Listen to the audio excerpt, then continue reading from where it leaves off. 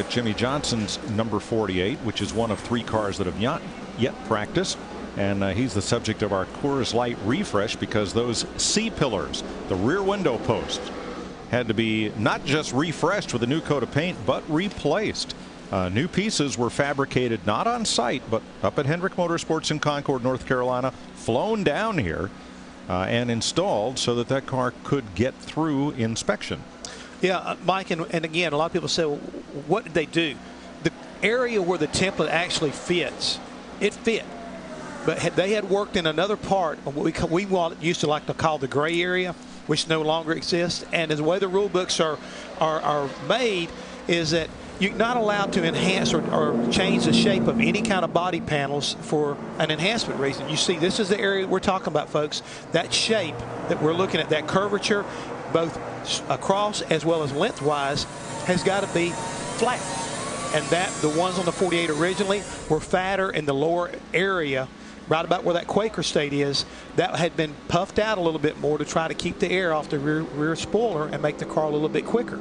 And John Darby and all the folks here at NASCAR said, no, we're not going to play that game, so let us have them. So they are allowed the teams to replace them and put the correct ones back on there. And we'll have to hurry up and wait and see what's going to happen to Chad Knaus, who unfortunately has a pretty serious history of being fined for rules infractions. But now, Phil, this seems to me to be a modest penalty for the infraction. And again, as Jeff pointed out, it was not an area that the template measures, because NASCAR could have impounded the car, sent the crew chief home, but they've done none of these, at least not at this point, and allowed them to repair the car and present it for inspection once again.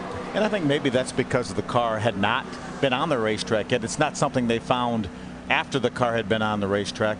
And as Jeff mentioned, it's all about trying to deflect air off that rear spoiler. You deflect air off that rear spoiler, less drag, hence more straightaway speed, ultimately faster lap times.